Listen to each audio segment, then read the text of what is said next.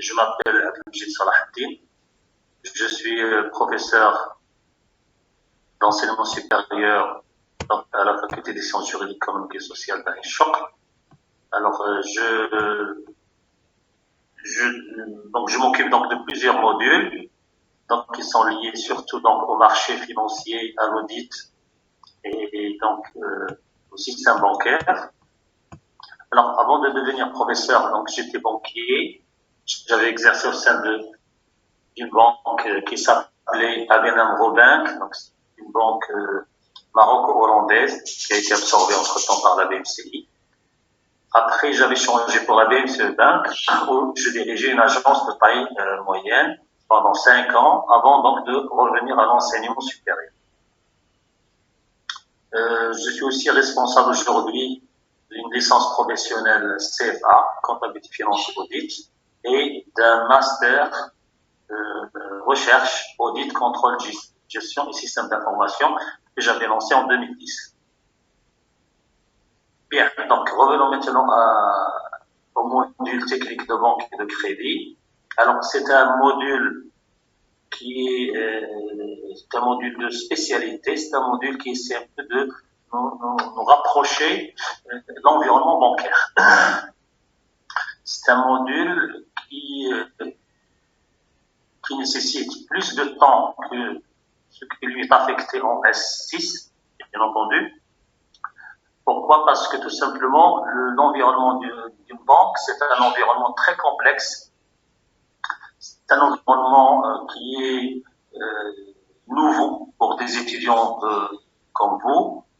C'est un environnement où on trouve presque toutes les autres disciplines. Discipline fiscale, discipline comptable, discipline réglementaire, institutionnelle, de droit, etc. Donc, toutes les disciplines se retrouvent au niveau de la banque. Alors, la banque, si vous voulez, c'est un métier de risque très, très important. C'est un métier de risque. Pourquoi? Parce que c'est un métier où on transforme, si vous voulez, donc je vais essayer un peu de caricaturer la chose avant de la développer ensuite. C'est un métier où la banque assume des risques vis-à-vis de la clientèle. Que ce soit une clientèle particulière, une clientèle d'entreprise, une clientèle résidente, une clientèle non résidente. Donc c'est un environnement très très compliqué qui nécessite une grande qualification pour y réussir. Donc, pour faire carrière dans une banque, je dis bien carrière et ne pas passer inaperçu, donc il faut vraiment être au top en termes de formation, en termes de communication, en termes de réactivité, en termes d'évaluation de risque, de leadership, etc. Donc la banque, elle a besoin constamment d'éléments, si vous voulez, de grande valeur, de grande qualité pour essayer de développer, de pousser toujours plus loin les horizons de son activité. Si je compare par exemple la banque à l'assurance aussi c'est un métier de risque, mais l'assurance c'est un métier très réglementé, très simple. Par contre, au niveau de la banque, presque les dossiers ne se ressemblent pas. Alors que l'assurance, quand on fait une assurance incendie, assurance risque, responsabilité civile, etc., assurance vie, etc., on a l'impression que les produits sont stéréotypés, c'est-à-dire qu'ils se ressemblent, il y a une réglementation juridique, etc. Au niveau de la banque, non. Quand on veut octroyer un crédit, le secteur change, le client change, etc. Donc à chaque dossier, presque, il y a une évaluation propre. Donc ça nécessite du banquier une grande capacité d'adaptation à chaque dossier. C'est un métier aussi, j'ai oublié de le dire, très très stressant. Vraiment, parfois on traverse des périodes franchement intenables de la part du banquier parce qu'il y a une pression du travail terrible, il y a une pression, il y a une cadence très élevée et on n'a pas le droit à l'erreur ni au retard. Donc c'est un métier, comme je viens de le dire, si on veut faire carrière dans une banque, quand je dis carrière, c'est-à-dire qu'il faut viser des postes de responsabilité, non pas des postes opérationnels ou d'exécution de petites tâches. Postes de responsabilité, il faut vraiment être doué doté donc de capacités, je dis bien, assez exceptionnelles. Bien. Alors, comme je l'ai dit tout à l'heure, il ne faut pas quand même être trop ambitieux dans ce module. On ne peut pas cerner le métier d'une banque en quelques heures, ou dans une trentaine d'heures, ou quarantaine d'heures. C'est impossible, surtout de la part de, quand on a affaire à un auditoire comme le vôtre, où les étudiants ont de faibles peut-être connaissances au niveau donc, des banques. Donc, vous allez le voir, parfois on va parler d'un style, de notions qui vont vous paraître vraiment obscures et indéfinies. Donc il faut absolument parfois revenir expliquer ces expressions et ça nous consommera beaucoup de temps avant d'avancer. Bon, bien entendu, il y a une solution à tous les problèmes. Je vais essayer moi de mon côté d'être le plus simple possible, je dis bien, parce qu'on ne peut pas simplifier au-delà d'un certain seuil, c'est impossible. Et il faut aussi que de votre part, en tant qu'étudiant en auditoire, il faut que vous suiviez un peu les explications et que vous rebondissez avec des petites questions, soit en cours de séance, soit que les délégués donc, des groupes un peu les centralisent et me les envoient. Ensuite, donc, je vais essayer un peu de les expliquer. Bien. Alors, je vais vous donner un peu le programme que je vous propose pour cette année et qu'on a développé l'année dernière, donc il ne faut pas quand même avoir honte de le dire parce qu'on ne peut pas changer le programme d'une année à l'autre. Bon, il y a des petits changements qu'on va voir parce qu'il y a eu des choses qui sont intervenues depuis l'année dernière, surtout les conséquences donc, de cette épidémie au niveau donc, des blocages de crédit, de l'apport des banques pour soutenir un peu les entreprises en difficulté, etc. On en parlera certainement. Mais le cadre général, les produits, tout ça, il n'évolue pas chaque année. C'est pas possible. Et alors, le plan que je vous propose, qui est appelé à évoluer, bien entendu, tout dépend un peu de la cadence avec laquelle nous allons travailler cette année. Alors, on va parler bien sûr du cadre réglementaire dans lequel opère une banque. C'est-à-dire quelles sont les lois, les règlements, les circulaires, quelles sont les autorités, bien sûr, publiques qui coiffent un peu ce métier de banque. Bon, nous n'allons pas trop nous attarder là-dessus parce que aussi, donc, par manque de temps, nous allons survoler un peu, si vous voulez, le cadre réglementaire et institutionnel. Et je vais parler surtout de la dernière loi qui régit le métier de banque, c'est la loi bancaire de 2015. Bien sûr, quand on parle de cadre réglementaire, il ne faut pas oublier que le Maroc a souscrit, a signé des accords internationaux qui permettent un peu de maîtriser le risque au niveau international. Parce que, comme vous le savez, on ne peut pas gérer un risque au niveau d'un pays, pas sur un autre, parce qu'il y a l'interdépendance des banques, des pays, des flux, du commerce extérieur, etc. Donc, même si on gère bien nos banques, si le pays d'à côté ne gère pas les siennes, eh ben, on va se retrouver dans des difficultés. Donc, il y a une réglementation internationale qui a été mise en place presque 30 ans, 40 ans, qui a évolué et qui permet aujourd'hui, si vous voulez, de standardiser, de normaliser la réglementation au niveau international qu'on appelle les accords de Bâle. Donc, je peux l'ajouter ici, si on aura le temps. Donc, accord de Bâle. Certainement que vous avez déjà entendu parler de ces accords, on en parlera rapidement. Donc, on va parler un peu de ce cadre réglementaire, quelles sont les banques qui exercent au Maroc, institutionnel, quelles sont les institutions bancaires. Ensuite, on commencera par le commencement, c'est l'entrée en relation avec une banque. Donc, l'entrée en relation, donc, il est concrétisé par une ouverture de compte. Donc, on va essayer un peu de parler rapidement des différents comptes qu'une banque offre à la clientèle et en distinguant bien sûr toujours les comptes aux particuliers et les comptes aux entreprises ou aux sociétés. Ensuite, nous allons essayer un peu de détailler l'offre des produits à la clientèle et en distinguant les particuliers et après les entreprises. Pourquoi cette distinction? Parce que déjà, au niveau marketing, au niveau du marketing bancaire, on distingue les agences destinées aux particuliers ou professionnels, les architectes, les métiers réglementés, les avocats, les particuliers, les couples et tout ça, les ménages, et les agences, ce qu'on appelle les succursales ou les centres d'affaires, qui sont destinés surtout aux entreprises, aux grandes entreprises, aux établissements publics, aux multinationales. Tout dépend un peu de découpage utilisé par chaque banque. Donc là, on va essayer de suivre ça. Donc, on distinguera d'abord l'offre de produits particuliers. Entre parenthèses, on distinguera rapidement entre les banques commerciales classiques et les banques participatives, ce que certains appellent les banques islamiques. Moi, je ne suis pas d'accord avec cette connotation de religion. Il faut laisser la religion de côté, parler un peu produits tels que, comme je disais, on va donc parler banques commerciales, banques participatives, et qu'est-ce qu'ils offrent aujourd'hui comme produits. Certainement, vous connaissez déjà, parce qu'il y a l'effet de la publicité dans tous les médias, donc soit sur les réseaux sociaux, soit dans les journaux électroniques, etc. Vous avez toujours, donc, soit dans les affiches, par voie d'affichage, dans les artères publiques et tout ça, vous avez toujours des produits qui sont affichés, expliqués, etc. On distinguera les produits d'épargne, les produits d'assurance et les produits de financement en particulier. Très simple, il suffit de rentrer d'accéder dans... Oui, quelqu'un peut parler, je sais. Oui, allô? Oui. Allô? Quelqu'un veut parler, prendre la parole, je crois.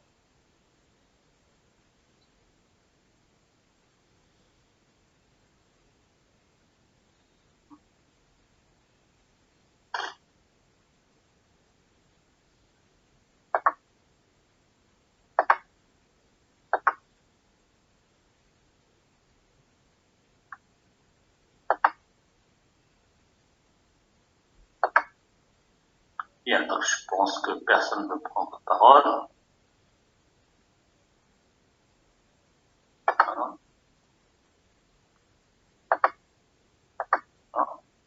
Bien, revenons donc au sujet. Après, on passera aux produits, aux entreprises, selon le même découpage presque. On parlera des produits de placement, qu'on avait parlé des produits d'épargne pour les particuliers, deviennent les produits de placement de trésorerie, des excédents de trésorerie pour une entreprise, produits d'assurance.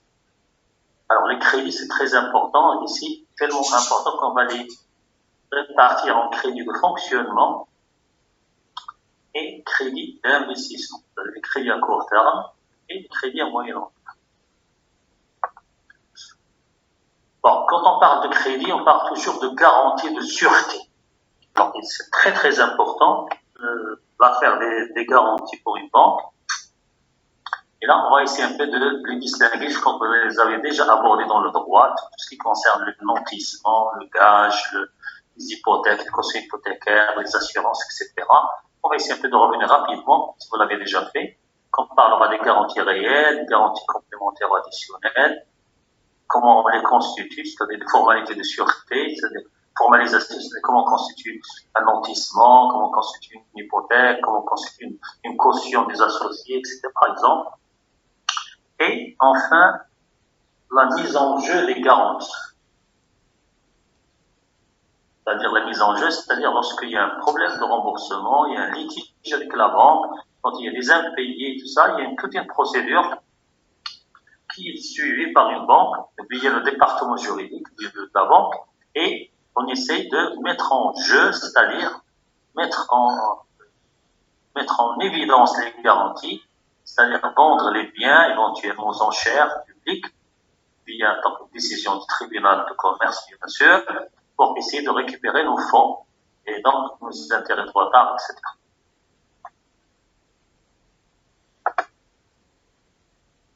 Ensuite, nous allons essayer de passer pour voir un peu la relation de la banque avec les marchés. Quand on parle de marché, on va distinguer le marché monétaire, le marché de change et le marché financier rapidement. Je crois que vous avez déjà eu un module, je pense, sur les marchés financiers. Si c'est le cas, vous me le dites par message. Alors, on parlera du marché monétaire. Tout le monde sait qu'est-ce qu'un marché monétaire. Je crois que vous avez déjà fait l'école monétaire, etc. Vous savez qu'est-ce qu'un marché monétaire, marché interbancaire, etc. On va pas revenir là-dedans.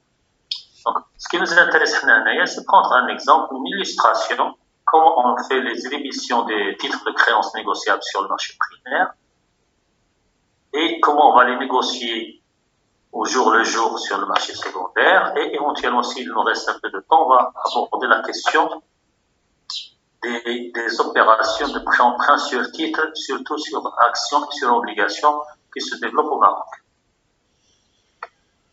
Ensuite, on parlera du marché de change, très simple. Donc, le marché de change, on va voir un peu le système de cotation qui est appliqué au Maroc. D'accord. Il y a eu quand même du nouveau au Maroc depuis 2018. Tout le monde le sait certainement que le Maroc donc s'est engagé dans une voie de libéralisation des changes et donc on suit aujourd'hui un processus qui va permettre donc de libérer le dirham et de le laisser vivre sa vie, si vous voulez, en tant que monnaie entre les autres monnaies sur un marché international et à ce moment-là, le dirham deviendrait éventuellement une devise, mais c'est pas pour demain, attention, c'est un processus à long terme qui va durer une dizaine d'années, voire plus. Quand on parlera de la cotation du dirham, on parlera aussi des instruments de couverture contre le risque de change qui sont commercialisés par les banques marocaines, à savoir les contrats à terme, les options de change, etc. Alors, dernier marché que nous allons aborder et sur lequel les banques interviennent, c'est le marché financier. Donc, ce marché financier, tout le monde sait que c'est un marché de titres à moyen et long terme. Il englobe les actions, les obligations, les titres hybrides, etc. Donc, ce marché qui comporte la bourse, entre guillemets, la bourse des valeurs. Alors, il y a une grande réforme du marché en septembre 2019, qui est peu connue encore du public, qu'on va essayer un peu de présenter rapidement, c'est-à-dire que le législateur marocain a chamboulé, si vous voulez, la configuration du marché, il a créé de nouveaux marchés et l'on a fermé les anciens, et ça c'est dans un objectif de permettre donc au marché financier et à la bourse de Casablanca de drainer plus d'épargne, plus de fonds et de devenir vraiment un outil de financement de l'entreprise, que ce soit les PME ou les grandes entreprises.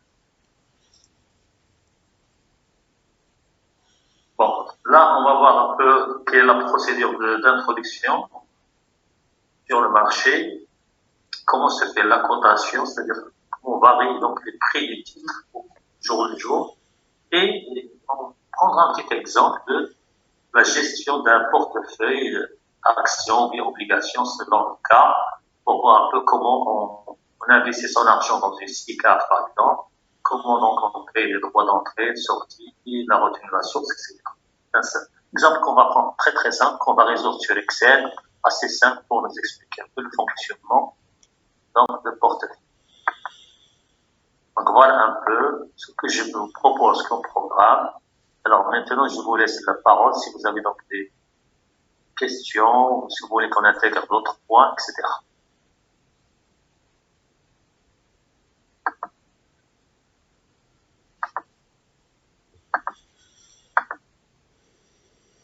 Je ne sais pas, il y a une personne qui a levé la main, je ne sais pas ce que c'est.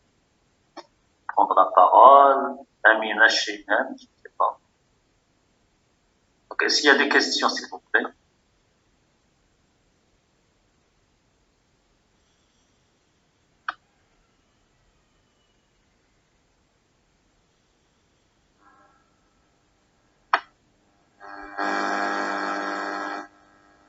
Allô?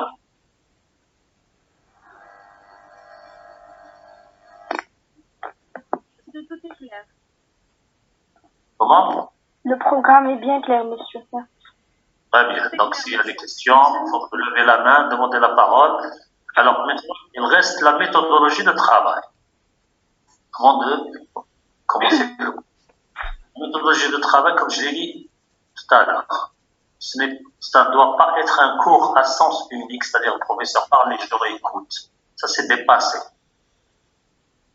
Bon, certainement, vous serez handicapé par le fait que vous n'avez pas de recul sur le métier, mais quand même, vous avez fait la gestion. Certainement, vous avez toujours un avis à donner ou à demander sur un point du cours, certainement. Vous êtes des étudiants, vous êtes à un stade d'apprentissage, donc un stade d'immersion dans le milieu professionnel. Il ne faut pas rester, si vous voulez, passif, etc. Alors là, le cours, comme il est programmé, vous savez que vous êtes 3 ensemble. Je ne sais pas si vous êtes au courant. OK? Oui. Alors 3 ensemble, quand on était dans les amphis, on les répartissait parce que la capacité d'accueil d'un amphi, etc., etc. Aujourd'hui, avec ce moyen de travail, on a une chance de faire plus de cours cette année. Comment?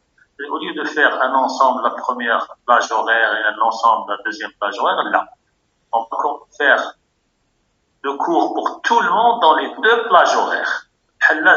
On va essayer de doubler le volume horaire et on va terminer le programme. Donc ça, c'est une chance pour nous, à condition, primo, que les étudiants se connectent à l'heure.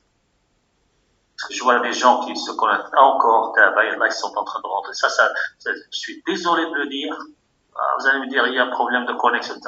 S'il vous plaît, ces problèmes, vous allez les résoudre et on n'en parlera plus. Donc, je vois que des gens qui sont toujours en train de se connecter ne vont rien comprendre après, parce que quand vous loupez un point, vous n'allez pas comprendre le point suivant, ça je vous le dis. Il faut prendre des notes, même si vous êtes chez vous. Préparez des petites questions, révisez le cours. Et ça, si vous le faites, je vous dis que pour l'examen, vous n'avez pas à apprendre, mais rien du tout. Les gens qui assistent toujours à ce cours, parce qu'on l'a déjà dit, exception faite de l'année dernière où il y a un problème de QCM et tout ça, on va l'ignorer parce qu'il y a eu un raté, parce que c'est la première expérience. Mais cette matière, il y a des gens qui peuvent décrocher du 18, du 20 sur le 20. Et il y a des gens qui la repassent 3 fois, 4 fois, ils la réussissent pas. Alors, c'est que il faut vraiment écouter les explications. Alors, si les gens disent on va prendre les supports, on n'allait rien comprendre.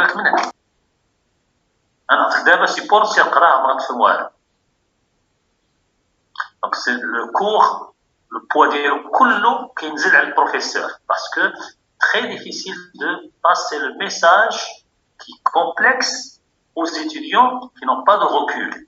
Très difficile maintenant. Alors maintenant, si les étudiants n'écoutent pas, ou ne suivent pas, ou se connectent et se déconnectent, ou je ne sais pas qu'est-ce qu'ils font, ça c'est un raté, ils ne peuvent qu'assumer leurs responsabilités. Vous voyez maintenant. Alors, il n'y a rien à apprendre. Alors, même si tu apprends, tu ne répondras pas aux questions. Alors, il faut comprendre. Comme je l'ai dit tout à l'heure, le cours n'a d'utilité que s'il est pratique. La théorie,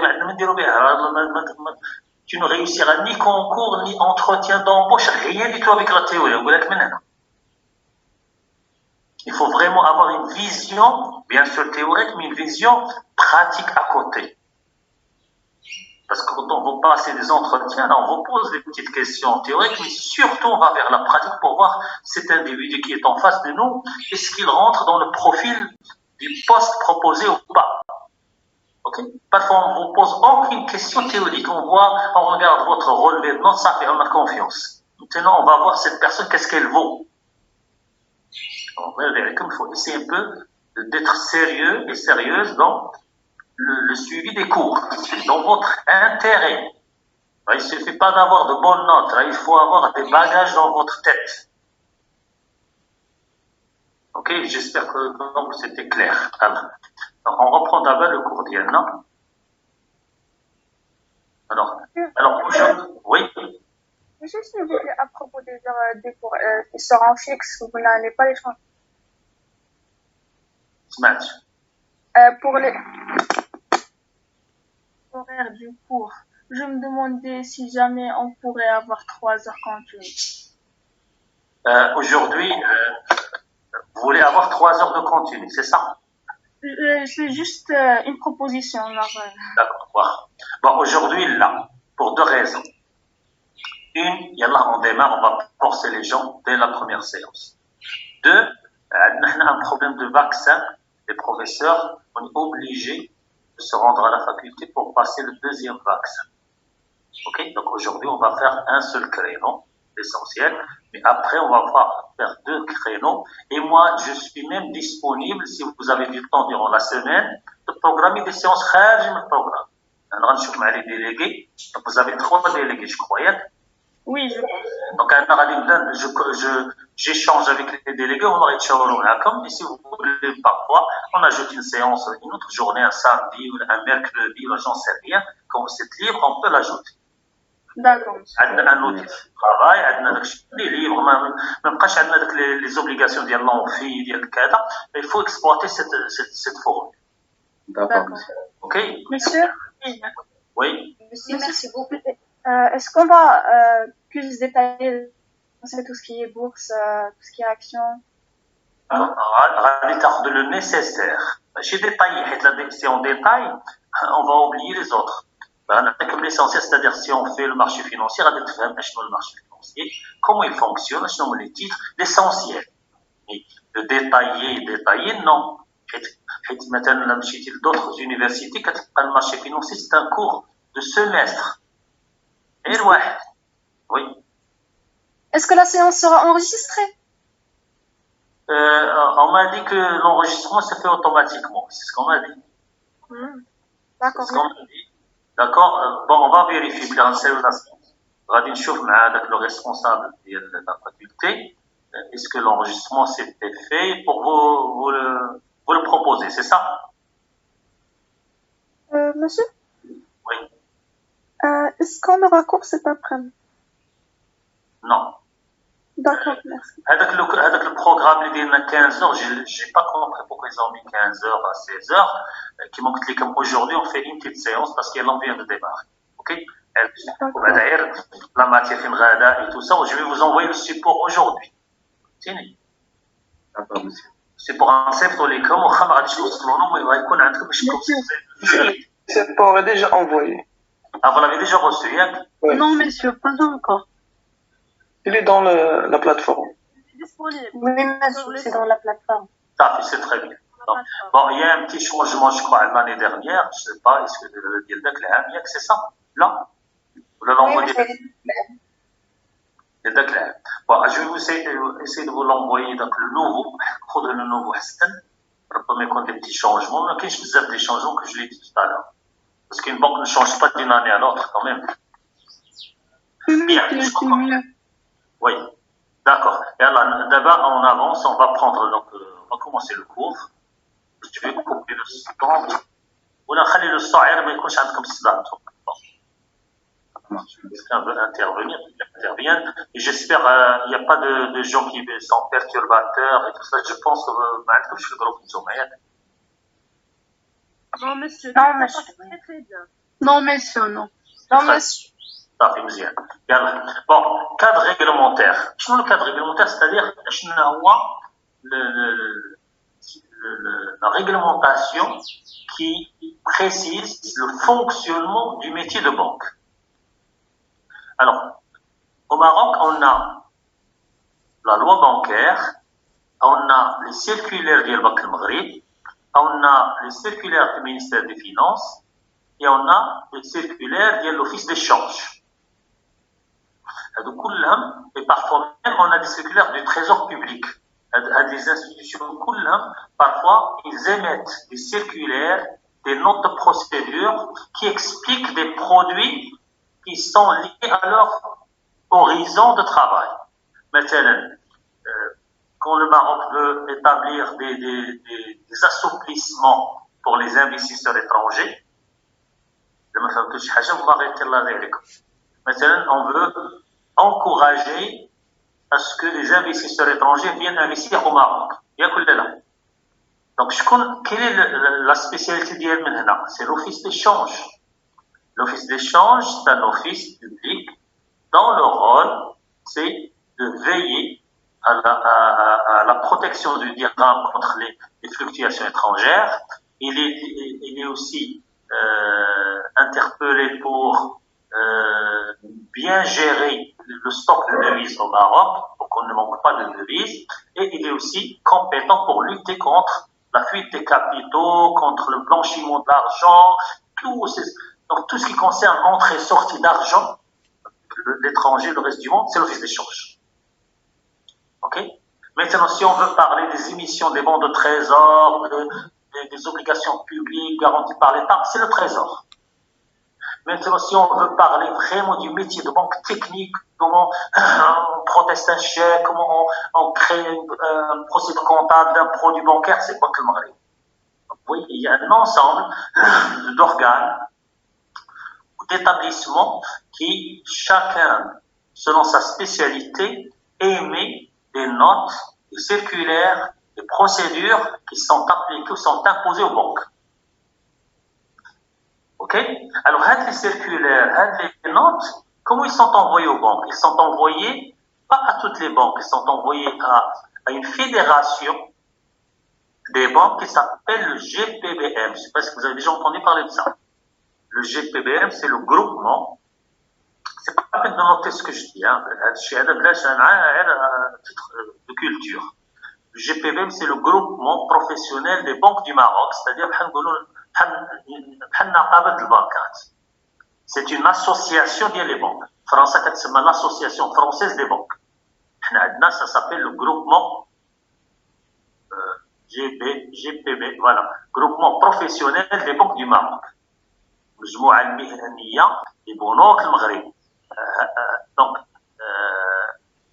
il est administré ou il est supervisé par un PDG d'une banque. Donc, les banques تنتخبوا بيناتهم كل مرة مدير عام ديال البنك يكون pendant 2 ans 3 ans le vote وكيعود هو المدير العام ديال هذاك الجي بي بي ام. دونك هذاك هو سي l'interlocuteur. بحال نتوما عندكم un délégué de groupe, c'est tout. هذاك هو l'interlocuteur ما بين les banques و l'État. باش ما يبقاوش كاع لي بنك حتى هما كيهضروا يهضر على واحد هو le groupement ديالهم qui est patronné par le PDG d'une banque selon le vote, selon un tour de table qui tourne. Donc, هذوك les circulaires qui كيجيو للجي بي بي ام, le GPBM et les dispatchs aux autres banques, وهذوك les autres banques شنو كيديروا pour expliquer هذوك les notes اللي جاو جداد, les procédures qui sont généralement compliquées. Chaque banque a un département qui s'appelle département procédure, organisation et procédure. كتشد هذيك لا سيركولير وكتبسطها. c'est-à-dire بحال كتشد واحد السيركولير وكتفسرها بواحد لو ستيل بانكير سامبل وكنديروا فيها لا بروسيدور بانكير, لا بروسيدور بحال كنقول لك مثلا ليميسيون دان شيك. جاتنا اون بروسيدور قال لك دير لو شيك خص يكون ها لا طاي ديالو, ها لا كولور ديالو, هكذا كذا. دونك انا ما يمكنش تشد هذيك لا سيركولير جايه من بنك المغرب ونعطيها للموظفين ديالي في المغرب ديال لا بي ام سي. دونك عندي ان ديبارتمون في لا بي ام سي غادي نحاول je vais essayer encore de bien expliquer la note en la détaillant et en faisant des formations continues à mes cadres. Donc les cadres vont faire des formations des employés de l'agence. Une petite réunion. Donc, on a le produit, je vais des erreurs, soit de comptabilisation, de rapprochement, de vérification, etc. C'est comme ça que... Et c'est ça le métier de banque. Il y a toujours, presque chaque semaine, quand tu fais une circulaire, je dis de Banque Maghreb. Comment travailler sur un produit, comment déclarer, comment faire un reporting, c'est comme ça qu'on travaille. Ok? Alors, le cadre réglementaire, il est formé de la loi bancaire, il est formé des circulaires de Banque Maghreb, etc. ربما نصيفط لكم quelques circulaires, il suffit de taper un moteur de recherche, circulaire de Banque Maghreb. وتخرج لك des circulaires اللي بغيتي ديال هذا العام, ديال 10 ans, pour voir un peu le style ديال Banque Maghreb, comment il s'adresse aux banques, comment il leur explique, comment il leur donne des instructions, etc. Bon. On va commencer par la loi bancaire. La loi bancaire, c'est un ensemble d'articles de droit qui sont édictés, qui sont proposés par Banque Maghreb, qui sont étudiés par le Conseil du gouvernement Maghreb et qui sont votés par le Parlement. Est-ce qu'il y a une loi qui est publiée dans le bulletin officiel du pays? Une force de loi, c'est-à-dire que toutes les banques ils doivent se conformer à cette loi sous peine de sanctions. Bon, علاش بالضبط la loi 2015 غادي تكون بحال قدام شويه؟ Non, parce que on peut pas changer une loi tous les ans, c'est impossible, بحال une constitution. Mais dès qu'on voit que le métier de banque a suffisamment évolué, ce qui rend caduque ce qui rend dépasser certains articles de loi, on va faire une mise à jour de cette loi sous forme de projet de loi étudié par le gouvernement, proposé au Parlement, voté, une nouvelle loi. Je vais vous donner un exemple. Le Maghreb il a connu les lois suivantes. Il y a une loi bancaire de 1967, il y a une loi de 1973, من بعد ولات عندنا une loi de 1989 من بعد ولات عندنا une loi de 2015 لاحظتوا بان les lois sont distancées parce qu'on ne peut pas s'amuser à créer des lois tous les jours et tous les ans. Ok? Bon, quelqu'un a levé la main, donc prenez la parole, s'il vous plaît. Oui, allez-y.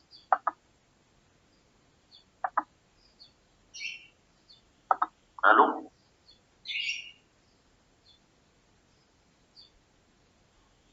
Bon. Quelqu'un a demandé la parole et il ne réagit pas, bah, ça c'est bizarre. Bon, allez.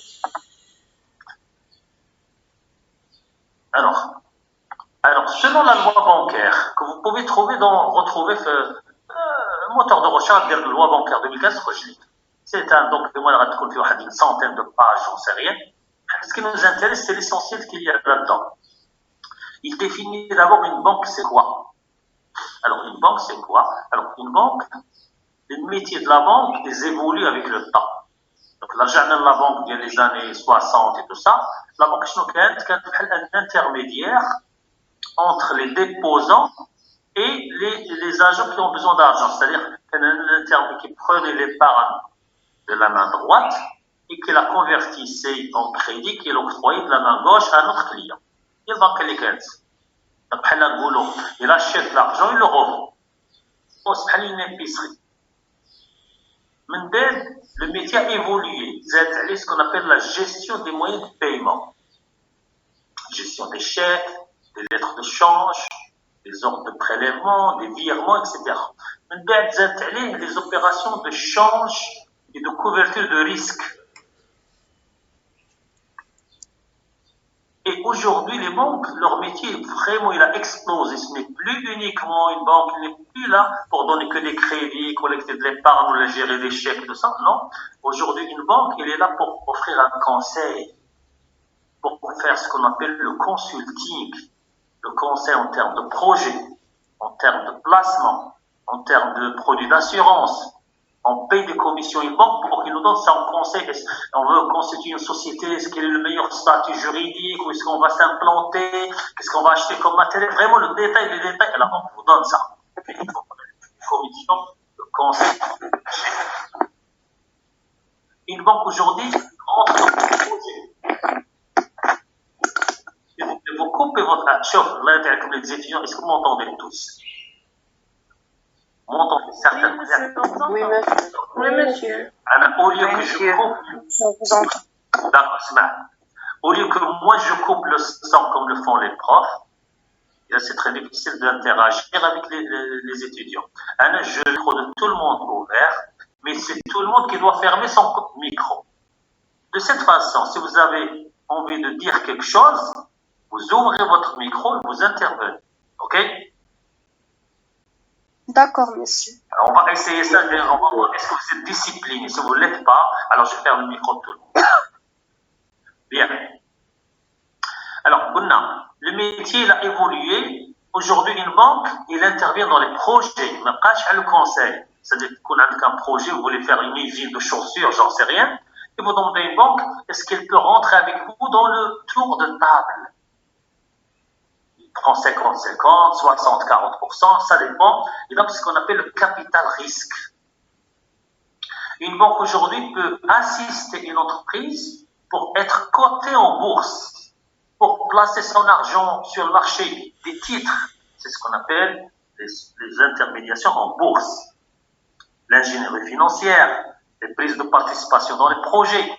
Donc, une banque aujourd'hui, ce n'est plus uniquement là pour collecter de l'épargne et octroyer des crédits, mais aussi pour gérer les moyens de paiement, assurer la couverture des risques de change, le risque de matières premières, le risque de taux d'intérêt, le risque opérationnel, donner ses conseils parce qu'il a de l'expérience, il a beaucoup de dossiers, il a un recul, rentrer dans les projets, prendre des participations, financer les fusions-acquisitions, tout. Aujourd'hui, le domaine de la banque est devenu des plus complexes.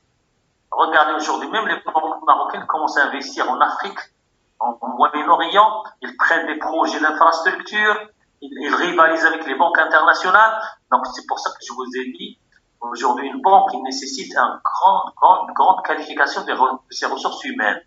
Aujourd'hui, par exemple, je prends la BCE Bank, il a même sauvé une banque au Mali, l'a redressée, l'a recapitalisée. Donc aujourd'hui, les banques ne sont plus uniquement là pour donner des crédits localement, mais aussi pour rayonner au niveau international. Même au niveau politique, la politique étrangère du Maroc, il s'appuie sur les banques marocaines. En Afrique, ce sont les banques qui nous ont rapprochés des autres pays africains. On investit en Éthiopie, on investit au Nigeria, on investit en Côte d'Ivoire. C'est nos banques qui sont là. Aujourd'hui, plus vous avez des banques solides, plus vous êtes un pays solide. Et l'inverse est vrai.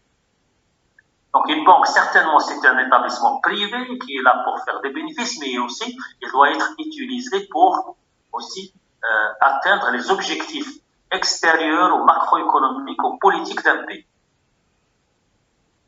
Alors, une banque, comment on la crée? C'est très simple. Il faut préparer ce qu'on appelle un dossier de faisabilité, une étude marketing, un business plan, je crois que vous savez qu'est-ce que c'est, et le faire approuver par Banque al-Maghrib et le ministère des Finances. Banque al-Maghrib, vous savez, là, c'est des gens qui ne rigolent pas. Banque al-Maghrib, il n'y a que les meilleurs cadres qui maîtrisent au mieux le métier. Donc, on ne peut pas leur raconter n'importe quoi. Si on leur présente un business plan, il faut que le business plan soit opérationnel, soit réalisable. Dans le business plan, il faut expliquer quelle tranche de clients vous allez viser, où est-ce que vous allez implanter votre réseau, quelle est votre capitalisation, quels sont les actionnaires noyaux durs, quel est votre réseau de correspondants, etc. Quels sont les produits, comment vous allez vous démarquer par rapport à la concurrence. Il faut répondre à toutes ces questions. Comment vous allez gérer les risques, quelle est votre valeur, votre capital humain là. Quelle est l'équipe qui va travailler dans cette banque? C'est l'élément le plus important, la compétence de son équipe. À commencer par le top management et à descendre jusqu'aux opérationnels, aux techniciens et tout. Donc, il y a un accord de Banque al-Maghrib. Il faut toujours que le capital minimum au Maroc soit de 200 millions de dirhams entièrement versé. Vous avez déjà fait la compte en société, vous savez qu'est-ce qu'un capital souscrit, appelé, versé, il y a que là. Oui, monsieur, donc, déjà traité. C'est ça. Donc, le capital doit être le quart, deuxième quart de banque là. Quand vous voulez créer une banque, minimum, il faut mettre sur la table 200 millions de dirhams versés. Versés au niveau d'un compte ouvert chez Banque al-Maghrib, bien sûr. Le siège social à Casablanca, mais ça, ce n'est plus une obligation parce que c'est une obligation aujourd'hui. Banque al-Maghrib, il a tendance à ne plus être vraiment brutal. Et toutes les banques ont leur siège à Casablanca, sauf Crédit Agricole, par exemple. Le Crédit Agricole était une banque publique, il est devenu semi-public. Donc, les banques publiques avaient leur siège à Rabat, à côté des administrations. Et toutes les banques privées avaient leur siège à Casablanca, obligatoirement. Elle est à Casablanca parce que c'est à Casablanca où ça se passe au niveau des affaires. Mais aujourd'hui, Banque al-Maghrib, il est devenu plus clémente. Il a dit même aux banques, vous pouvez ouvrir à Agadir, à Marrakech, des sièges. Mais si vous ouvrez un siège à Marrakech, à Agadir, ça ne marchera pas parce que les grandes affaires sont ici. Donc vous êtes obligé de vous ramener à Casablanca. Avoir un réseau de correspondants étrangers. Quand une banque ouvre, il faut qu'il soit représenté dans les pays avec lesquels on a des relations économiques.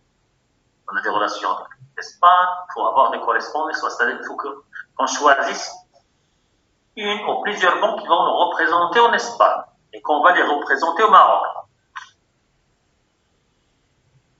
Bon, quelqu'un va me dire pourquoi les correspondants? Je vous donne un exemple, un virement. J'ai un client qui veut faire un virement en France pour son enfant qui étudie là.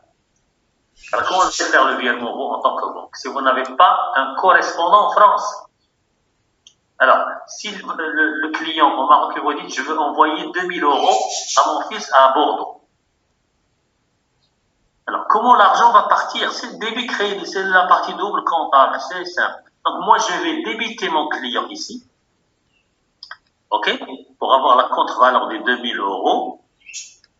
Je vais acheter les 2000 euros ici sur le marché marocain et je vais créditer le compte de ma banque correspondante à Bordeaux. Il y a un compte indien. Parce que quand vous avez un correspondant, le correspondant étranger, il ouvre un compte chez toi ici, et toi, tu ouvres un compte chez lui là-bas. Vous suivez? Donc, s'il devrait rester 2000 euros, je vais débiter son compte, maintenant 20 000 dirhams, je crédite le compte de mon correspondant chez moi en euros, 2000 euros. Et je mets dans le libellé, virement, ordre, tel client, faveur, votre relation à Bordeaux, compte numéro CDA. Automatiquement à Bordeaux, il y a quelqu'un qui suit le rapprochement, il voit 2000 euros créditer son compte. Faveur de notre client chez lui. Qu'est-ce qu'il fait? Il débite donc le compte de la BMC chez lui, l'autre, et il crédite le bénéficiaire. Ça veut dire l'opération d'Est. On a un exemple très très simple. À quoi sert un correspondant? Ça permet au moins de finaliser un virement émis dans un pays qui doit atterrir dans un autre pays. Donc finalement, tout l'argent ne quitte pas le pays. Ce sont des écritures comptables qui se passent par des soldes de fin de journée. Avoir un compte chez Banque El Maghreb ou bien des comptes chez Banque El Maghreb. Vous savez que Banque El Maghreb, il a un siège, son siège est à Rabat, mais il a des succursales Banque El Maghreb dans les grandes villes marocaines. Vous avez par exemple Banque El Maghreb à Casablanca, Banque El Maghreb à Jadida, Banque El Maghreb, c'est pas Aspat, Banque El Maghreb à Agadir, Lyoun.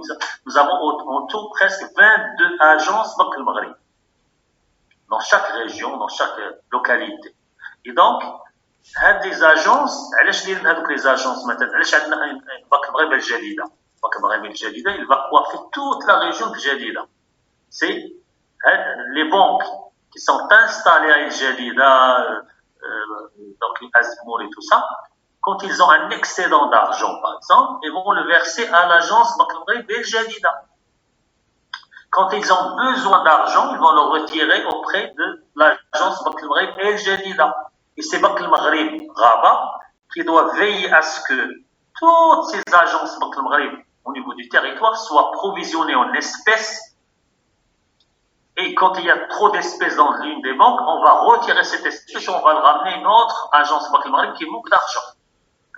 Parfois, il y a des fourgons avec des sirènes qui passent dans les autoroutes et tout ça. Alors, ce sont les transporteurs de fonds entre les agences Banque El Maghreb. La BMC ne peut pas envoyer de l'argent sans l'agence de Casa à Agadir. C'est interdit. S'il veut envoyer, je dis n'importe quoi, 40 millions de dirhams à Agadir, à Casa, il va les verser à Banque El Maghreb de Casa et il va les retirer à Banque El Maghreb d'Agadir. Le transport entre Casa et Agadir, c'est Banque El Maghreb qui l'assure. Parfois, on envoie des sacs de pièces de 10 centimes, de 20 centimes qui manquent à Rachidia, qui manquent à Oujda. Il faut donc il assure l'approvisionnement du marché marocain en pièces de tout calibre, des billets de banque et tout. Parce que imaginez qu'il y a de l'argent qui manque dans une ville. Ça va bloquer le commerce, ça va créer une asphyxie de cette ville. C'est très très important, les gens ne font pas attention à ça. Donc ça, c'est le rôle de Banque El Maghreb. Alors, parmi les conditions, c'est se conformer à la réglementation en vigueur. Quelle réglementation donc le Maghreb, ministère des Finances, vous êtes tenu de la respecter sous peine de sanctions. Il y a une grande discipline des banques vis-à-vis de Banque El Maghreb. C'est comme des élèves du primaire. Banque El Maghreb s'adresse aux banques avec des circulaires très dures. Il n'y a pas de politesse. Donc, quand il adresse une injonction, un avertissement à une banque, alors on parle à son PDG avec un style vraiment dur. Pour vous dire, l'autorité de Banque El Maghreb, c'est là. Et quand Banque El Maghreb sanctionne une banque, la sanction où il te prélève la pénalité sans vous donner l'explication. s'il y a une erreur de communication d'information, un retard de reporting, c'est les sanctions qui tombent. OK?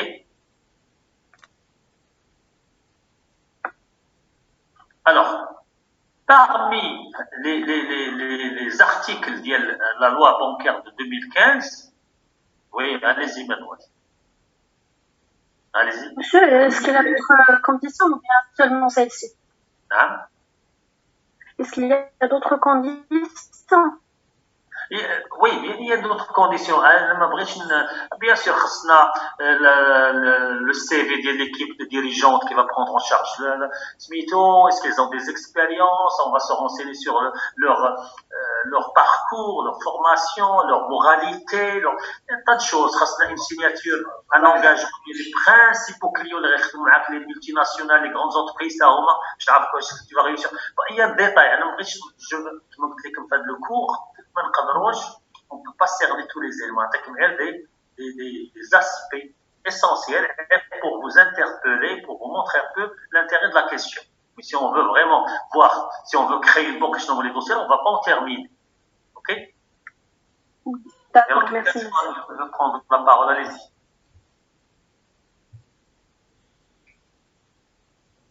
Bon. Monsieur, concernant le point de produire des dossiers de faisabilité, on n'a pas traité. Oui. Un dossier de faisabilité, comme je l'ai dit tout à l'heure, c'est un dossier qui doit montrer à Banque Maghreb et à l'État, au gouvernement plutôt, comme quoi le projet que vous voulez créer de banque va réussir. C'est-à-dire, est-ce que les produits que vous allez commercialiser, ils ont leur place sur le marché? Est-ce que vous allez vous démarquer? Quelle est la segmentation de clientèle que vous allez opérer, etc. Qu'est-ce que vous allez apporter de plus au paysage bancaire, maintenant? Ça, On l'a déjà étudié l'entrepreneuriat. C'est un peu ça. Voilà, c'est un peu ça. C'est exactement, parce qu'une banque, ça reste une entreprise, carrément. OK? Un business plan. Voilà, c'est ça. Et au niveau des banques, l'aspect risque, il est très important par rapport à une autre entreprise. Certes, toute entreprise encourt un risque, mais le risque bancaire, c'est un risque qui est très, très élevé. Donc, vous allez le voir au cours de ce cours. Bien. Alors, parmi donc les aspects donc de la loi bancaire de 2015, il y a ce qu'on appelle la lutte contre le blanchiment de l'argent. Très important. Vous savez que tous les trafiquants, tous les contrebandiers, tous les corrompus, tout ça finiront par verser leur argent dans une banque. Ils ne peuvent pas le mettre à l'éternité, je sais pas, dans un corps chez eux, c'est trop risqué, c'est pas confiance, etc. Et donc, on a remarqué depuis des années au niveau international que ces groupes mal intentionnés, de mauvaise moralité, etc., ils utilisent les banques pour blanchir un argent. Comment blanchir l'argent? Blanchir, c'est un terme péjoratif. L'argent, on ne peut pas le... Oui, allez-y. On peut le blanchir à travers les investissements. Vous savez que parfois vous dites il y a quelqu'un qui achète un immeuble et qui crée un snack, qui crée, je sais pas, une blanchisserie, qui crée et ça marche pas. Vous dites parfois c'est pourquoi il achète des villas trop chères ou je sais pas. C'est-à-dire qu'il les fait pour blanchir son argent. Voilà, il va perdre de l'argent. Il préfère parfois perdre 5, 10%, 20% de son capital. Il va faire rentrer son argent dans la légalité. À 4 ans, 5 ans, il va revendre la villa, il va rentrer dans une banque, il va acheter des actions d'une banque à la qui est réglementaire. Et donc, la banque aujourd'hui doit veiller à ce qu'il ne soit pas utilisé à son insu par les gens de mauvaise moralité. C'est très difficile de bien gérer ou de prévenir un peu l'argent sale. Qu'est-ce qu'on appelle un argent sale? Comment on va le détecter? Bon, toutes les banques sont équipées aujourd'hui d'un logiciel de détection des opérations douteuses ou frauduleuses, auquel cas donc le commercial ou bien le cadre de toute agence doit vérifier l'origine des fonds, poser des questions à son client, etc. Bon, il y a un problème, c'est que si vous faites ça à la lettre, vous allez perdre les clients vous n'allez pas atteindre vos objectifs commerciaux, vous allez être vraiment sanctionné par votre direction. Donc aujourd'hui, il y a beaucoup de cadres de banque qui prennent des risques de ne pas trop poser de questions à certains clients qui font de gros versements, etc. Mais espérons que Banque Maghreb ne va pas remarquer ça et ces opérations vont passer inaperçues. Ça va donc renforcer leurs objectifs de l'agence. C'est parce que vous savez que chaque agence a des objectifs en termes de dépôt, en termes de crédit, en termes de cartes, produits d'assurance, avec des objectifs qui et on vous suit ces objectifs quotidiennement. Quand vous êtes en dessous des objectifs, vous êtes convoqué à un grand oral, votre chef de groupe, il vous bouscule, il vous marche sur les pieds.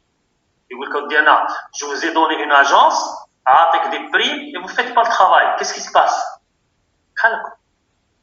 Et donc, parfois, au niveau commercial, on tend à oublier, j'ai oublié à ne pas trop regarder sur un peu l'origine de ces fonds-là. Mais s'il y a un contrôle de Banque Maghreb, vous allez être sanctionné immédiatement. Donc, le blanchiment d'argent, comment on le détecte à travers un logiciel? Tout simplement, que dire un historique. Parce que pour détecter une opération qui sort de l'ordinaire, il faut disposer d'une base de données. Maintenant, un client X, quand je fais les opérations depuis 2 ans, 3 ans. Donc, on fait basculer les opérations de son compte dans ce logiciel, et chaque fois qu'il fait une opération qui sort de l'ordinaire, il est détecté par le système. Je dis attention, vérifiez cette opération. À ce moment-là, on va poser la question au client, je donne l'origine des fonds, j'ai vendu un titre foncier, la traçabilité de cette opération crédit notaire, etc. Et je la mets dans mon dossier en cas de contrôle. Okay? Sinon, vous n'avez pas le droit d'accepter ce versement parce que vous allez être complice du blanchiment d'argent et c'est la sanction et c'est la prison. Donc il y a ce qu'on appelle un dispositif de vigilance et de veille interne. Chaque fois qu'on remarque une opération frauduleuse, soit il faut la refuser, mais il faut en aviser le contrôle interne de la banque. Le contrôle interne doit en aviser Banque Maghreb. Banque Maghreb va en aviser le procureur du roi de la ville, le procureur général, Naïb Am. هذاك النائب العام هو خاصو يدير التحريات ديالو الساعه باش يعرف هذا السيد ils vont le mettre sous écoute téléphonique sans qu'il se rende compte qu'est-ce qu'il fait comme opération, pourquoi est-ce qu'il fait partie d'un réseau mafieux, d'un réseau de trafic, etc. Ok? Bon, on ne rentre pas dans le détail, mais sur la responsabilité bancaire qui nous slash. Bon, toujours la loi bancaire, aujourd'hui, il oblige les banques à avoir ce qu'on appelle un système de veille contre les risques systémiques. Je le risque systémique, ça vient de système. Le risque systémique, c'est lorsque un risque se déclenche dans un secteur. Oui, allez-y. Monsieur, c'est le fait que quand une banque déclare un faillite, il va engendrer une crise pour les autres banques. Il va anticiper. Un risque systémique, c'est-à-dire un risque qui se déclenche dans un foyer, le feu, il va s'étendre aux autres logements voisins, tout simplement. Donc, quand il y a un risque qui frappe une banque ou un secteur ou un client, etc., il va tirer derrière lui d'autres clients, d'autres banques, etc. Bon, si un risque systémique ici, il est plus important que ça. Parce qu'une banque, en donnant des crédits, etc., il peut provoquer ce qu'on appelle une inflation. Et s'il provoque cette inflation, l'inflation va engendrer une dépréciation de la monnaie, une rupture des déséquilibres macroéconomiques, etc. Donc ça. Donc chaque banque aujourd'hui, il doit avoir au niveau de sa direction risque un département qui permet de concevoir ce qu'on appelle des clignotants, un tableau de bord, un système de veille qui va lui montrer, à partir d'un certain moment, d'un certain type d'opération, on va enclencher un risque systémique. Il faut l'arrêter.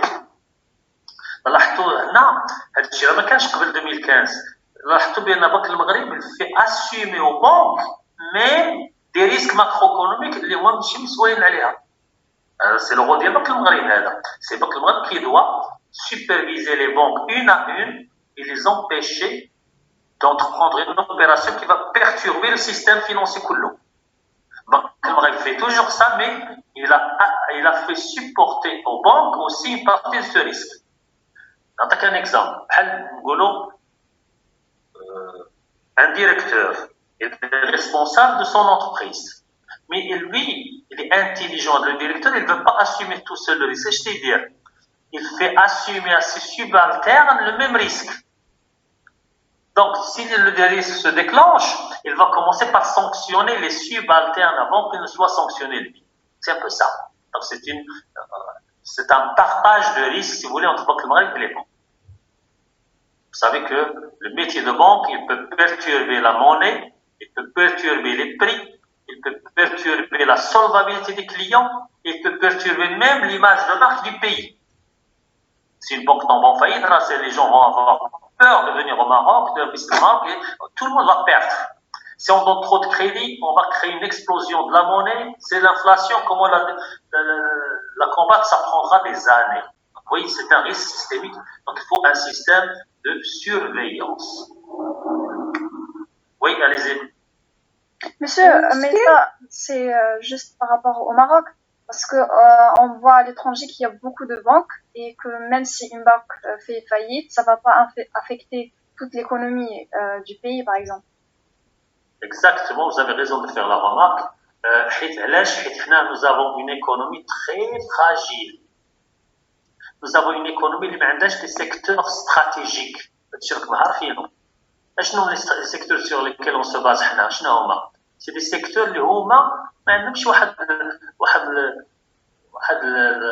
l'envergure internationale. Vous avez un peu l'agriculture, vous avez le tourisme, vous dépendez des étrangers.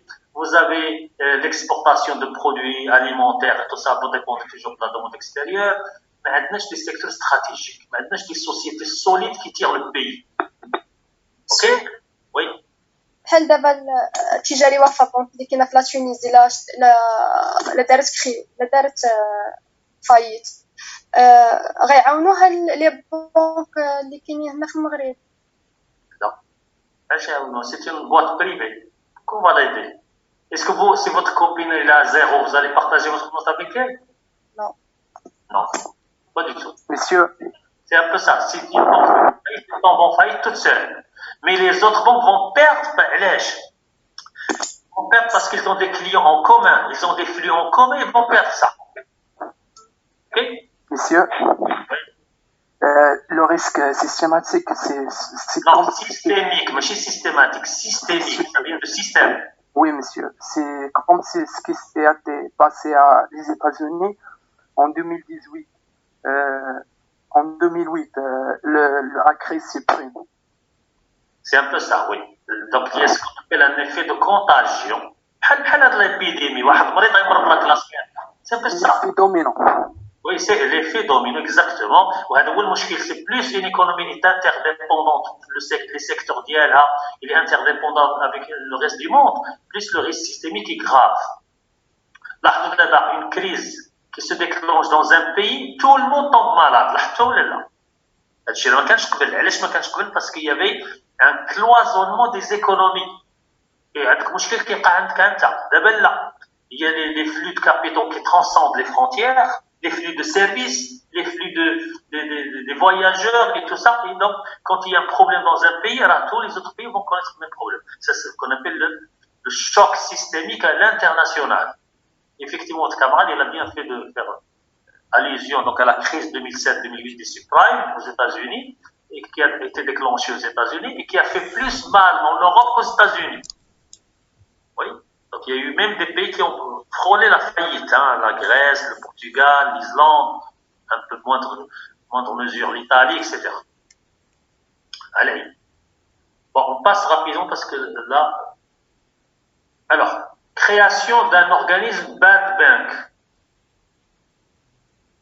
Bon, je dis comme de la matière, il y a beaucoup de choses nouvelles pour vous. Ce qu'on appelle une structure de défaisance. Alors, défaisance, se défaire de quelque chose, c'est se séparer de ce quelque chose. C'est une technique comptable propre aux banques. Même les grandes entreprises peuvent la faire. Quand vous avez un bilan qui devient alourdi par les dettes, il y a une proposition qu'on fait, quand vous êtes alourdi par les banques, donc vos ratios deviennent très mauvais, votre label, notoriété sur le marché, donc, devient terne, se détériore. Donc, on vous propose un peu à ce que vous fassiez sortir la dette, une dette de votre bilan, et vous la mettez dans le bilan d'une autre société filiale que vous allez créer. Donc, la dette à notre bilan d'une société, mais il faut lui consacrer aussi un actif qui va permettre d'assurer le remboursement de la dette. Est-ce que vous avez compris? Par exemple, une dette de 10 millions de dirhams, mon bilan. J'ai envie d'améliorer mes ratios, d'alléger mon taux d'endettement. Je me dire, je vais sortir les 10 millions de dirhams de bilan d'une entreprise B que je viens de créer en la circonstance. Je vais la créer que pour cette opération. Mais je dois mettre dans son actif soit ma caution d'amana diari pour rembourser avec la dette, soit je vais mettre des immobilisations financières, etc., des titres qui, dans le remboursement, les intérêts vont concourir à rembourser avec la dette. Et de cette façon, mon bilan, le premier bilan va être allégé, amélioré pour continuer à travailler. Bien sûr, pour faire cette opération, il faut justifier pourquoi on veut faire sortir cette dette. Est-ce qu'on a les moyens de les rembourser? Et il faut aussi que les créanciers soient d'accord. Les créanciers, c'est-à-dire il faut qu'ils soient d'accord de cantonner. اش ني كونطوني بحال ايزولي بحال نقولوا عندنا ان étudiant qui est perturbateur نقول له سير الله يخليك تجلس الله في لونفي on va le cantonner là-bas باش ما يصدعش الناس الاخرين ويمشي ليه الكور ديالو ويجلس تما. Mais il fait partie toujours de la classe. Donc c'est un peu ça, la notion donc de cantonnement ou de défaisance. C'est une technique de l'ingénierie financière. C'est-à-dire les gens qui font des montages financiers très spécifiques, très rares dans le Maghreb, mais la loi l'autorise, mais très courant aux États-Unis, dans les pays anglo-saxons, en Europe, etc. Donc voilà, je lis un peu le texte. Donc c'est une structure de cantonnement qui va permettre aux banques ils connaissent les difficultés, voilà, chez toutes les banques, de cantonner, d'isoler les actifs compromis, qualifiés aussi d'actifs toxiques. Quels sont les actifs toxiques? Qui a un problème de solvabilité. Voilà, عندك des créances ولكن عندك مشاكل مع دوك les clients, عندك الكونتونسيو معاهم ما عرفتش لو سور ديالهم. Donc حنا pour améliorer votre image de marque, نخرجوا هذوك les créanciers, هذوك les débiteurs toxiques, on va les mettre dans un autre bilan, mais on va toujours les supporter. Ce qu'on appelle les actifs toxiques ou les actifs pourris. Dans une structure séparée. Donc là, le but, c'est améliorer l'image de marque, c'est-à-dire les ratios prudentiels, tout ce qui concerne l'autonomie financière, la solvabilité, la liquidité, la trésorerie, etc. Et permettre donc à la société ou à la banque d'améliorer sa classe de risque. Qu'est-ce qu'une classe de risque? Vous savez que les banques, les entreprises sont notées, sont scorées. Un élève dans des devoirs, des notes. Chaque étudiant il a sa note. C'est un peu ça. Au lieu d'élèves, il va y avoir des banques. Ils sont notés par des agences de notation internationale. Ouais, donc les notes, plus votre note est bonne, plus vous aurez accès au marché financier, marché de capitaux international, et plus vous aurez accès à ces capitaux au moindre coût. L'inverse est vrai. Plus votre note se détériore, plus vous n'inspirez pas confiance aux créanciers, plus vous aurez des problèmes à disposer de capitaux et à travailler. Donc, la technique de défaisance, elle est faite dans le but d'améliorer la classe de risque et de disposer de ressources sur les marchés. Alors, toujours la loi bancaire, elle a mis en place ce qu'on appelle des fonds de garantie dépôt. Vous savez, quand on travaille avec une banque, je ne sais pas comment vous lever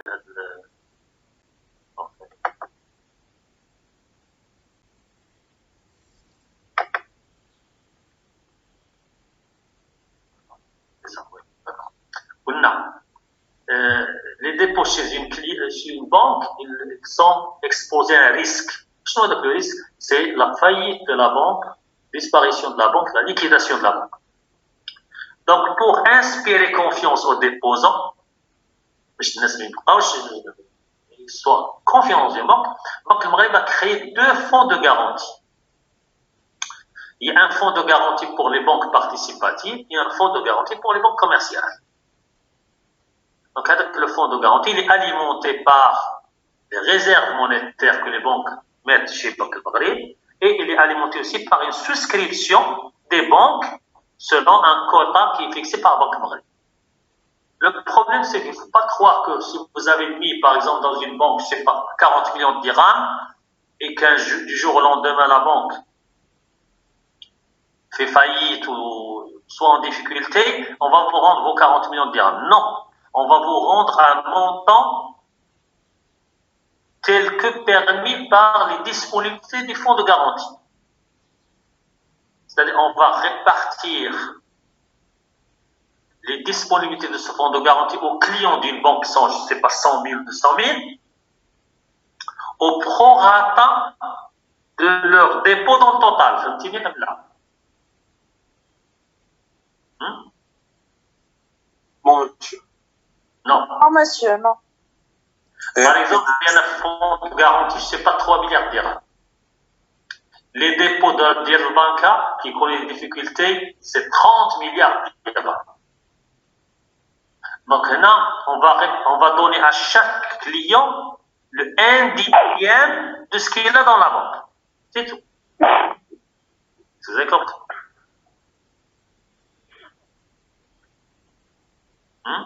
Oui, monsieur. Donc on va... Toujours pas, monsieur. Et ouais, je suis désolé pour toi, tu as la tête ailleurs. Quand quelqu'un en S6, peut-être qu'un exemple c'est, je vais te dire, le fonds de garantie est constitué de 3 milliards de dirhams. Les dépôts clients de la banque en difficulté, 30 milliards de dirhams. Comment on va répartir les 3 milliards avec les clients qui avaient 30 milliards? 3 milliards à 30 milliards, c'est le 1/10. Et donc, chaque client recevra le 1/10 de ce qu'il avait déposé chez cette banque, c'est tout. Donc, pour vous dire que le fonds de garantie ne couvre pas forcément les dépôts du client chez la banque. On ne peut pas savoir et on ne peut pas couvrir tous les risques. On couvre une partie. Quelqu'un va me dire, et alors pourquoi ce fonds de garantie existe? Il existe pour au moins envoyer un signal de clémence, de sécurité, de confiance aux clients. C'est tout. Mais il ne couvre pas la totalité de votre argent dans une banque. La même chose pour les banques participatives et les banques commerciales. Bon, on arrive à un point qui est très très important, c'est la relation banque-entreprise, ou banque-client, pardon. La relation banque-client, il démarre bien, mais parfois, il rencontre des difficultés, des litiges, des procès, des problèmes infernaux entre les clients et les banques. Si vous regardez un peu ce qui se passe dans le département contentieux d'une banque, vous allez avoir peur. Il y a tout un plateau étage où il y a des milliers de dossiers contentieux. On va dire que cette banque va s'écrouler demain. Donc, les mêmes clients qui ont contentieux avec la banque, ils travaillent encore avec cette banque. Sur un autre dossier, sur une autre entreprise, etc. Donc, il y a toujours des litiges, des procès, etc. Alors, donc le Maghreb, pour éviter à ce que les tribunaux soient pris d'assaut par ces dossiers et tout ça, pour améliorer la qualité du service de la banque, etc., il a proposé à ce que les banques, au moment d'ouvrir un compte avec un client, lui fasse signer ce qu'on appelle une convention de compte, tifaqiyya. C'est-à-dire que la convention, il va fixer les droits et obligations des deux parties. Les droits et obligations du client, les droits et obligations de la banque. Comme ça, donc, tout sera clair. Bon, maintenant, s'il y a un litige malgré ça entre la banque et le client, donc le Maghreb oblige aujourd'hui les banques à traiter ces réclamations clients en interne. Donc, toutes les banques, ils ont un département de traitement des réclamations clientèles. On va essayer un peu de voir. Maintenant, vous avez un problème, vous êtes une entreprise à Agadir, vous avez un problème avec l'agence d'Agadir. Parce qu'il n'a pas débloqué le crédit à temps, vous avez eu des impayés, des rejets chèques, vos fournisseurs vous attaquent en justice, la faute à la banque. Bon, la banque maintient sa position de ne pas être responsable, le client maintient le contraire, donc avant d'aller au tribunal, on va s'adresser au département réclamation de la même banque. C'est généralement au niveau du siège, ils vont traiter pour voir quelle est la faute de la banque, le client, pour essayer de résoudre ce problème. Si ça ne marche pas, on va s'adresser à un centre de médiation bancaire marocain. كان un autre centre اللي خارج من les banques ونمشيو عنده حتى هو بحال المصالحه tu vois. Si on trouve une solution, tabarakallah, si on ne trouve pas de solution, à ce moment-là, on va vers les tribunaux pour les litiges. Donc voilà. Est-ce qu'il y a des questions jusque-là? Non, monsieur, le traitement, il est interne. Et le deuxième, il est externe. Exact. Donc, le traitement des réclamations clientèle en interne. Bon, si ça n'aboutit pas à le centre marocain d'arbitrage ou de médiation, si ça ne marche pas encore, aide à les tribunaux. Okay? Alors qu'avant, on a directement les tribunaux et ça crée des milliers de dossiers pour rien du tout. C'est des affaires qu'on pouvait traiter en interne et qu'on déversait toujours sur les tribunaux. Ça prenait beaucoup de retard, de résolution, etc. Bien. Alors, là, on rentre un peu dans les risques. Toujours des dispositifs qui sont mis en place par Banque al Maghreb à travers aussi donc, la loi bancaire.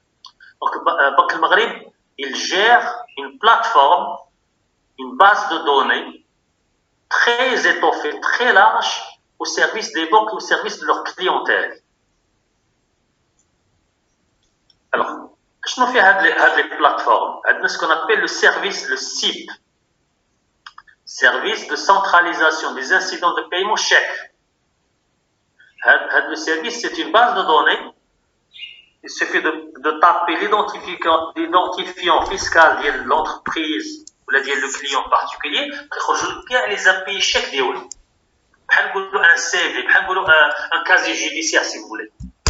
Tous les chèques sont provisoires qu'il a émis durant sa carrière, durant l'année, durant 2 ans, 3 ans, etc. Le client il est de bonne moralité, s'il est solvable, on a encore un autre service qui s'appelle le service de centralisation des chèques irréguliers.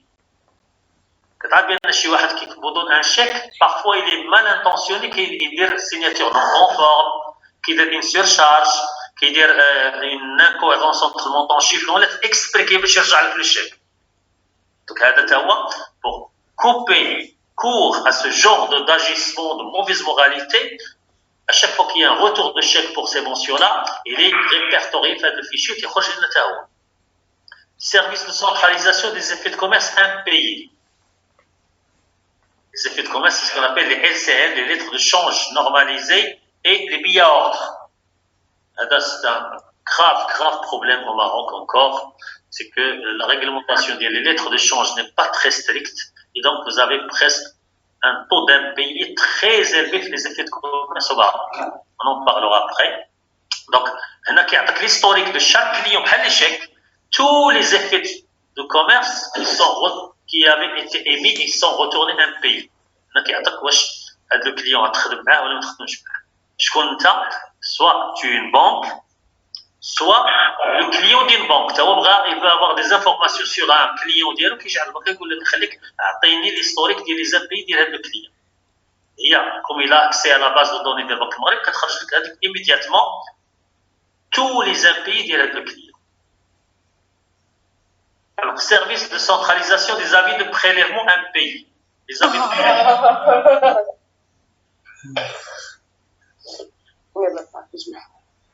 Avis de prélèvement impayés, pour payer par exemple des charges externes périodiques.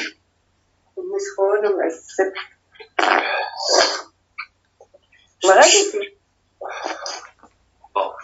je crois qu'il y a des étudiants qui restent des étudiants. Malheureusement, je suis désolé de le dire. Je vous ai de couper vos micros vous-même. Et si vous voulez prendre la parole, vous ouvrez le micro, vous levez la main. Jusqu'à quelle année on va rester comme ça? Franchement, mince. Allez. Donc, les avis de prélèvement, au moins, quand vous donnez un ordre de virement permanent pour payer l'électricité, payer le téléphone, pour payer la CNSS, pour payer des choses comme ça. C'est ce qu'on appelle l'avis de prélèvement. Parfois, le compte n'est pas provisionné et l'avis de prélèvement ne s'exécute pas. Il y a un impayé. Okay? Alors, le service de centralisation des comptes bancaires, qui a pour objet de recenser l'ensemble des comptes de dépôt envers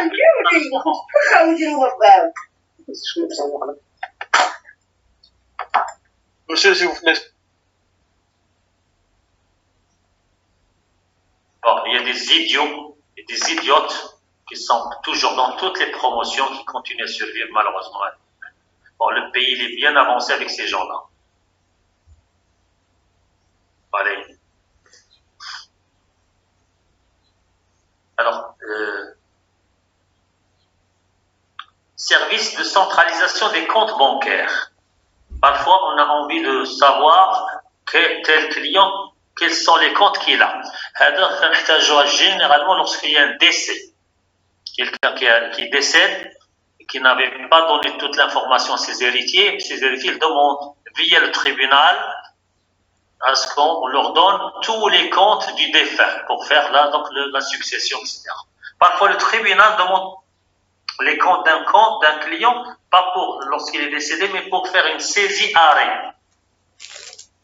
Une saisie arrêt, c'est-à-dire une saisie arrêt qui est enclenchée, je crois, le droit, enclenché par un créancier insatisfait ou là, qui n'a pas été payé, ou là par la direction des impôts, de la douane, qui réclame son argent.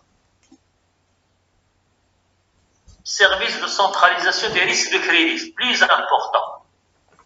Là, il y a une base de données au niveau de Banque Maghreb qui gère le risque crédit, tous les impayés, tous les encours de crédit, etc. pour donc alerter les gens qui vont travailler avec cette relation sur le risque qu'ils vont prendre. Oui, allez-y. Parole. Allez-y. Monsieur, j'ai pas bien compris le service de centralisation des comptes bancaires. Alors, c'est-à-dire, vous savez qu'au Maroc, il y a une culture. Parfois, les gens ne disent même pas à leur famille qu'est-ce qu'ils ont des comptes dans telle banque ou telle banque ou telle banque. C'est une culture, comme ça. Parfois, cette personne, il décède, mais les héritiers disent, je de les comptes. Donc, ils vont passer par le service de Banque Maghreb ils vont s'adresser au tribunal. Le tribunal va envoyer une lettre à Banque Maghreb pour leur donner prière nous informer des comptes ouverts au nom de cette relation défunte ou la shahada, etc. Et donc, la base de données, tous les comptes du Maghreb. Va traduire les comptes avec la relation pour liquider la succession. Ou là, parfois, pour faire un blocage sur les comptes entamé par un créancier non satisfait. Si quelqu'un qui te il va bloquer tes comptes. Il ne connaît pas les comptes, donc il va demander les comptes, etc. Parfois, la direction des douanes qui n'a pas payé les droits de douane, ou les impôts, la taxe, etc. Et donc, ces organismes vont, la CNSS, sur les ouvriers, la CNSS peut bloquer tes comptes, il faut qu'ils les connaissent, donc il va demander la liste. Pour plusieurs raisons, hein. C'est pas exhaustif en tant qu'explication. Bon.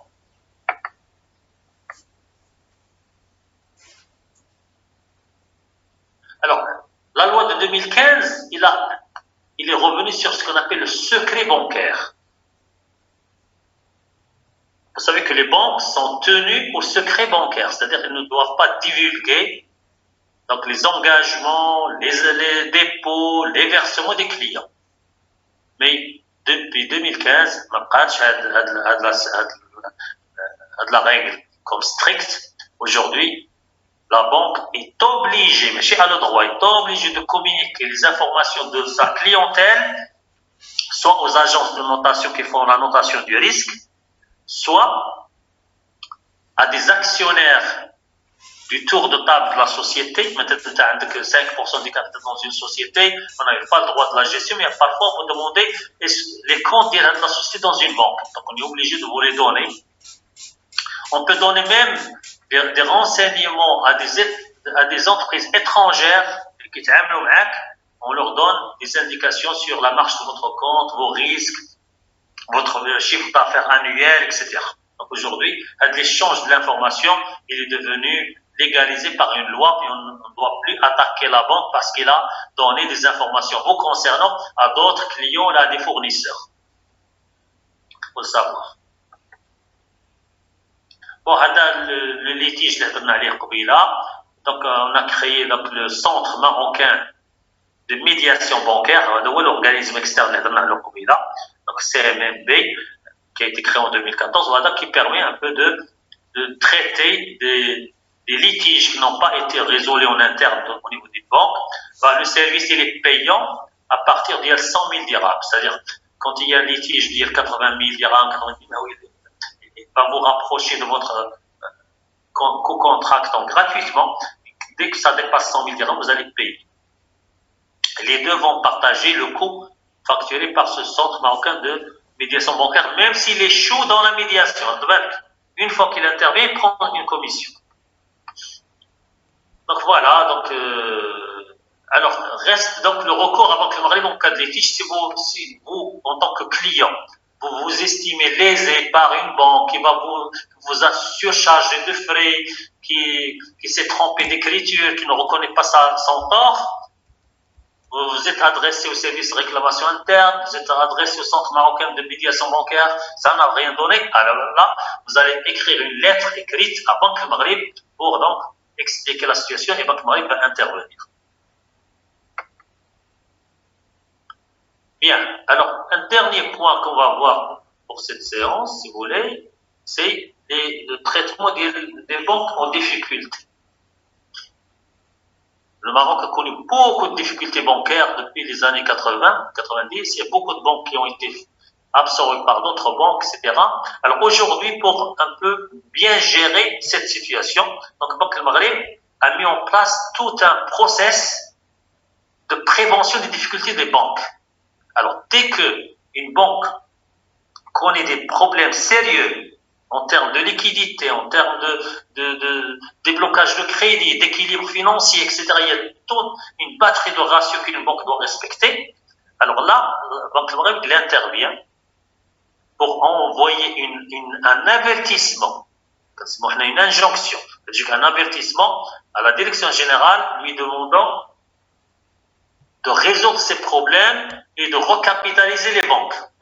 C'est-à-dire qu'il faut que les actionnaires mettent de l'argent pour dépasser les difficultés. Si le cas ne se présente pas, alors Banque Maghreb va aller par la manière la plus forte, il va suspendre la direction générale Kulla, il va nommer ce qu'on appelle un administrateur provisoire, un directeur d'une autre banque ou d'un office public. C'est lui qui va gérer la banque provisoirement pour essayer de la redresser. Si ça marche, on continue. Si ça marche pas, il va ouvrir la voie à la liquidation de la banque et sa reprise par les autres banques. Ok? On a déjà vu ça. Il y a beaucoup de banques qui ont été reprises par d'autres banques où l'opération est intervenue suite à des difficultés bancaires. En tant que militaire, il y a beaucoup de banques qui avaient ce qu'on appelle la BMAO, Banque marocaine pour l'Afrique et l'Orient. Il y a la BNDE, le Crédit Agricole. Il y avait la SMDC, la Société marocaine de dépôt et de crédit, qui a été rachetée par la Banque populaire. Il y avait la BNAMRO dans laquelle j'avais travaillé un an, qui a été rachetée par la BCI. Quoi encore? On avait d'autres petites banques qui ont été achetées. Il y avait l'Unibank, l'Union Banca Maroki, c'est une banque espagnole qui a été rachetée par Tijari Wafa Bank, voilà. Il y avait la SBC, la Société de banque et de crédit qui a été achetée par la Tijari Wafa. Il y avait Wafa Bank qui a été achetée par la BCM, Banque commerciale marocaine, et qui a donné lieu au groupe Tijari Wafa. Vous voyez qu'il y a tout un mouvement au sein des banques. Chaque fois qu'une banque est en difficulté, soit il est racheté par une banque, soit il est fusionné avec une autre banque. Ça, c'est pour veiller à la protection du système marocain. Alors, toujours cette loi-là, 2015, elle a créé de nouvelles institutions financières au Maroc. Il y a ce qu'on appelle les établissements de paiement. Vous savez qu'aujourd'hui, on s'oriente vers ce qu'on appelle le paiement digital. Le téléphone, le smartphone, il va remplacer presque tous les moyens de paiement dans l'avenir. Vous allez faire tout avec votre téléphone, les paiements, les transferts, les virements, les achats, tout. Donc, on a créé des établissements qui vont aider au développement de ces produits-là nouveaux, ce qu'on appelle les établissements de paiement. Et on a créé ce qu'on appelle des banques islamiques, entre guillemets, participatives. Ce sont des banques qui offrent des services et des produits bancaires conformes à la charia, à condition que leurs activités soient paraphées ou contrôlées par le majlis al-ilmi de chaque ville, c'est-à-dire le majlis de ulama. Bon, certaines banques, ils ont adhéré, ils ont créé de nouvelles banques. Vous connaissez 3 ou 4 banques participatives qui ont été créées. D'autres banques se sont contentées d'ouvrir des petits guichets, ce qu'on appelle des fenêtres. C'était général. La même banque, mais il a créé une fenêtre banque participative pour voir est-ce qu'il y a de l'avenir avant de créer une banque au vrai sens du terme. Donc voilà, je viens de finir un peu la partie de présentation, cadre général donc, de la banque.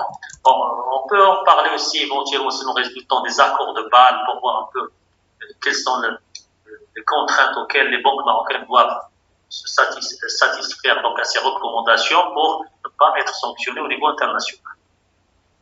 Donc voilà, donc on va se contenter de ça aujourd'hui. Alors je vais rester en contact avec les délégués pour voir est-ce que vous avez des créneaux en cours de semaine, est-ce que les étudiants sont disposés bien sûr, pour placer une autre séance en cours de semaine. Ok? Attendez, je vais libérer, parce qu'il y a des gens qui perturbent la salle, malheureusement. On a toujours, chaque année, on a notre dose d'imbéciles et d'éléments médiocres. Chaque année, Kaini. Alors, je crois que les délégués sont à l'écoute, c'est ça? Oui, monsieur. Alors, moi, je vous propose qu'on place une autre séance, donner des propositions, 2 ou 3 propositions. C'est en journée, en matinée, ou la libreton. Dans laquelle vous êtes disponible, et on peut placer une deuxième séance à la semaine de la séance pour avancer. D'accord, monsieur. Ok, on fait ça tout à l'heure par email, voilà, je vous répondrai, Inch'Allah. Merci. Ok, alors je vous remercie de votre patience, je vous enverrai le support. Vendredi. Bonjour. Vendredi à quelle heure? Le matin, monsieur. Après la... Non. Je vais confirmer avec vos camarades tout à l'heure, ok? D'accord. Oui, vendredi هو الوحيد اللي عندنا خاوي. صافي داكور انا نقيدها vendredi matin صافي. انا غادي je vais poser vos camarades هما ils vont vous Monsieur. Oui. Monsieur Lend. Pour Ensemble 3, on a le mercredi, non pas vide. Non. Le vendredi. Le vendredi matin, on a une séance. L'audit. L'audit. هو الديليغي ديالهم ياك؟ Oui, monsieur. ان شاء الله اون سوا اورغانيزي حنا علاش ديرنا دي ديليغي نتوما لي 3 ديليغي غتهضروا مع بعضياتكم وتلقاو لي ان كرينو اللي كوزيت ليبر تو لي 3 اوكي داكور وصيفطوه ليا وانا جو في ابروفي ولا ديزابروفي ياك صيفطوا لي جوج حلول 2 سوليسيون 2 بوسيبيليتي صافي Merci beaucoup, monsieur. Merci à vous.